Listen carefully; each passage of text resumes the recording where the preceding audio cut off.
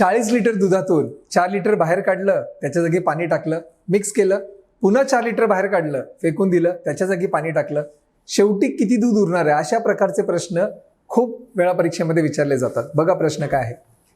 भांड्यात 40 लिटर दूध आहे. या भांड्यातून 4 लिटर दूध काढून घेतले आणि तेवढेच पाणी टाकण्यात आले. ही प्रक्रिया आणखी 2 वेळा करण्यात आली. म्हणजे टोटल किती वेळा प्रक्रिया केली? तर 3 वेळा. तर याचा अर्थ n हे 3 वेळा झालेला आहे. n म्हणजे प्रक्रिया किती वेळा केली. ऍक्च्युअलमध्ये भांड्यात दूध किती होतं सुरुवातीला? 40 लिटर. त्याला x म्हणायचं, ते आहे 40. प्रत्येक वेळेला किती बाहेर काढलं? 4 लिटर. त्याला म्हणायचं y, ते आहे 4 लिटर. झालं. या 3च गोष्टी तुम्हाला माहीत पाहिजेत, उत्तर आपल्याला मिळणार. काय फॉर्म्युला बघा. उरलेलं जे दूध असणार ते कसं काढायचं? x घ्यायचा, कंसात 1 वजा y/x, त्याचा n वा घात. आता बघा x आहे किती? x आहे 40, 1 वजा 4/40, त्याचा कितवा घात? n वा घात म्हणजे कितवा घात? 3रा घात. कारण 3 वेळा ही प्रक्रिया केली आहे. हे काय येणार?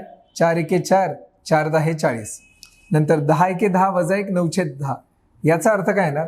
40 गुणिले 9/10चा 3रा घात. म्हणजेच 9/10ला मी 3 वेळा लिहितो आणि काय कॅन्सल होतं का बघतो. बघा 10 एके 10, 10 चौक 40. म्हणजे उत्तर काय येणार? 9 चौक 36 गुणिले 81 भागिले 100. आता 36 गुणिले 81 जर तुम्ही केलं कॅल्क्युलेशन, ते तर 2916 आणि भागिले आहे 100. 2916 भागिले 100 म्हणजे 2 दशांश चिन्ह आपल्याला इकडे घ्यावे लागतील. 29.16 हे प्युअर दूध उरेल भांड्यामध्ये. जे उत्तर आहे आपलं ऑप्शन नंबर 2. आहे की नाही? सिंपल सांगा. आणि हा व्हिडिओ जास्तीत जास्त शेअर करा. असे प्रश्न SSC GD, CHSL, SSC CGL मध्ये बऱ्याच वेळेला विचारले जातात. व्हिडिओ आवडल्यास नक्की लाईक करा.